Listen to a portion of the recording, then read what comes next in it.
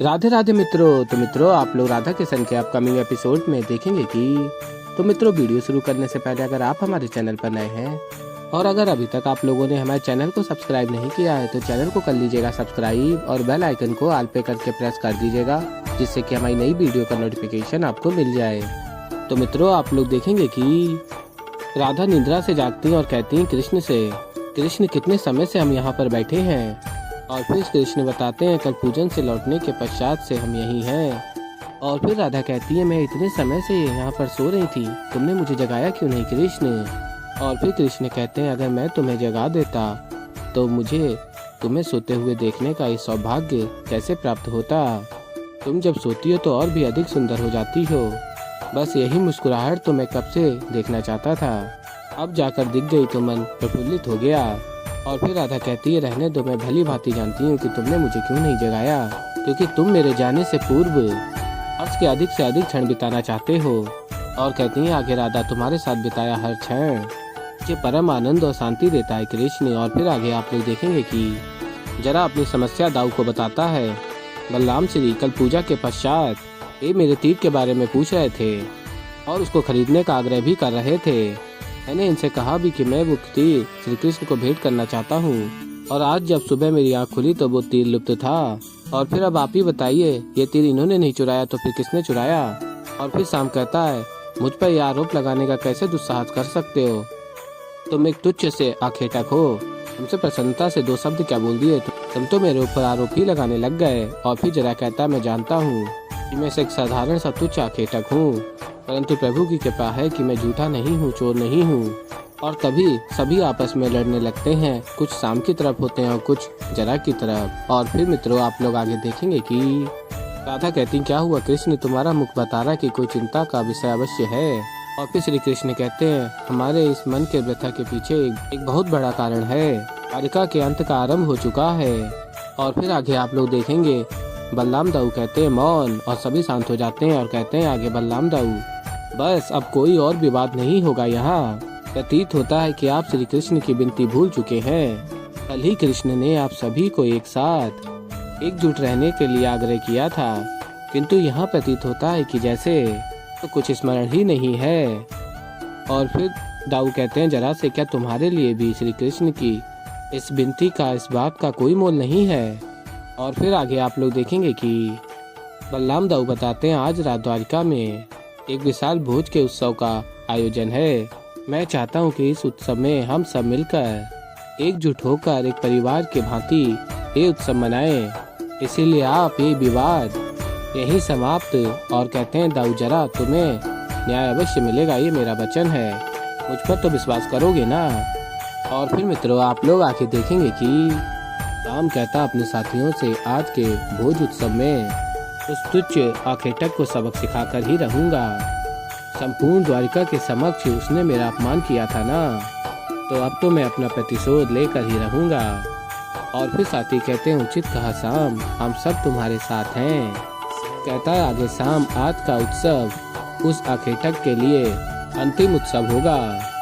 और फिर आगे आप लोग देखेंगे जरा कहता अपने साथियों के साथ मुझे पता है कि वो तीर शाम नहीं चुराया है, किसी भी प्रकार उससे वो तीर मुझे पुनः प्राप्त करना होगा।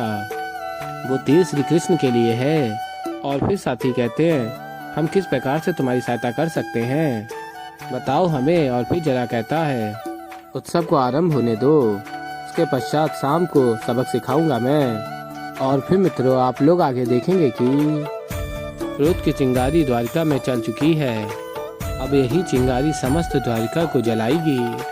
और फिर राधा कहती हैं हमें इस अनर्थ को रोकना होगा कृष्ण।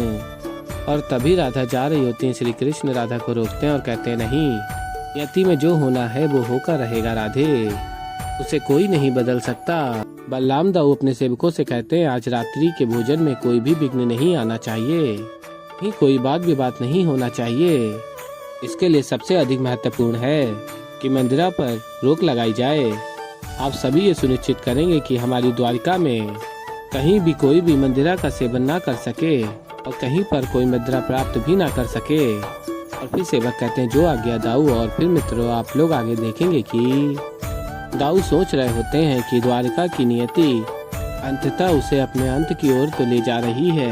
अब इस नियति को मैं बदल तो नहीं सकता, किंतु जितना हो सके उतना इसे रोकने का प्रयास अवश्य करूंगा मैं कान्हा। और फिर मित्रों आप लोग आगे देखेंगे कि श्री कृष्ण राधा से कहते तुम्हें ज्ञात है इस परिवार के साथ इस मकर संक्रांति की पूजा में सम्मिलित होना ये मेरे लिए सौभाग्य की बात है, किंतु तुम्हारा इस पूजन में मेरे साथ होना मेरे लिए सौभाग्य की बात थी राधे। सत्य कहूँ तो तुम्हारे साथ से अधिक पावन मेरे जीवन में और कुछ भी नहीं है। परिस्थिति चाहे कैसी भी रही हो, तुम सदैव मेरे साथ खड़ी रही हो और कठिन से कठिन परिस्थिति में तुमने मुझे शक्ति प्रदान की है राधे। और फिर कृष्ण कहते हैं राधा से क्या हुआ, मौन क्यों हो, कोई भूल हुई है मुझसे। और फिर राधा कहती है नहीं कृष्ण, भूल नहीं हुई है तुमसे और मुझे तो तुम्हारा साथ देना ही था। राधा कृष्ण एक ही तो हैं, राधा तो सदैव कृष्ण का अंग रही है। चाहे गोलोक हो या वैकुंठ, हम पृथ्वी लोक पर एक दूसरे से मिले, बिछड़े और पुनः मिले, किंतु सत्य तो यही है ना कृष्ण कि हम एक दूसरे से अलग होकर भी एक दूसरे के साथ थे। बस यही विचार मेरे हृदय में बसा है। सदैव तुम्हारे साथ ने मेरे हर दुख को समाप्त किया है। अब इस हृदय में केवल प्रसन्नता है। और फिर आगे आप लोग देखेंगे कि राधा कहती हैं कृष्ण से इसलिए मैं अब केवल तुम्हारी बात सुनूंगी, कहूंगी ही नहीं। और फिर कृष्ण कहते तुम्हें पता है तुम्हारे साथ बिताया हर एक क्षण मेरे नेत्रों के समक्ष घूम रहा है, हर एक क्षण मुझे दिख रहा है। और फिर आगे श्री कृष्ण कहते तुम्हारी प्रथम भेंट से लेके अब तक सब कुछ जल सा। और कहती हैं आगे राधा तुम्हारे जाने की पीड़ा मैं सह नहीं पाऊंगी कृष्ण, इसलिए मुझे तुमसे पूर्व जाना ही होगा। और फिर आगे आप लोग देखेंगे कि देवी पार्वती कहती हैं महादेव क्या पृथ्वी लोक पर राधा कृष्ण प्रेम का ये अंतिम क्षण है। और फिर महादेव कहते हैं हाँ गौरी, तुमने सत्य सुना, ये इस पृथ्वी लोक की राधा कृष्ण की लीला का कुछ अंतिम क्षण है, परंतु इससे पहले कि राधा कृष्ण इस पृथ्वी लोक को त्यागें, वो संसार को जाते जाते प्रेम का एक और बहुत बड़ा संदेश पढ़ाकर जाएंगे। और मेरी ये इच्छा है कि राधा कृष्ण की इस लीला के अंतिम क्षणों का साक्षी समस्त ब्रह्मांड को बनना चाहिए।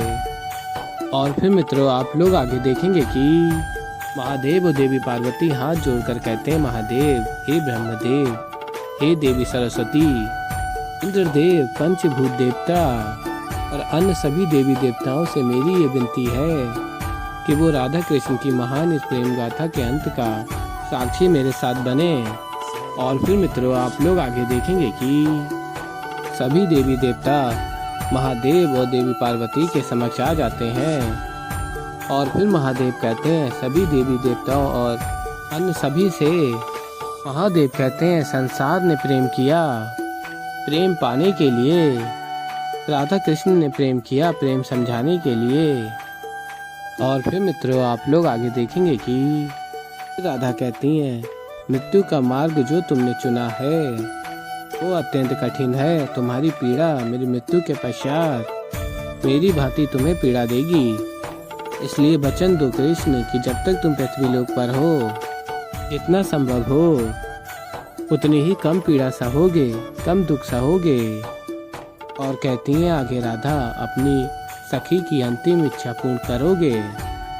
और कहती हैं आगे राधा मैं तुम्हें छोड़कर जाने से पूर्व मैं बस उस वृक्ष के नीचे बैठना चाहती हूँ जहाँ हमने साथ में अनेक क्षण बिताए हैं। ये वृक्ष हमारी पृथ्वी लोक की इस यात्रा में हमारा साक्षी रहा है, तीर चुराया है। तो ऐसे ही मित्रों आगे और भी बहुत कुछ देखेंगे। तो अभी के लिए इस वीडियो में इतना ही। तो मित्रों अगर आप लोगों को वीडियो पसंद आई वीडियो को लाइक करें, चैनल पर नए हैं तो चैनल को सब्सक्राइब करें और बेल आइकन को प्रेस कर दीजिएगा जिससे कि हमारी नई वीडियो का नोटिफिकेशन आपको मिल जाए। तो मैं मिलता हूँ जल्दी एक नई वीडियो के साथ, तो तब तक के लिए राधे राधे।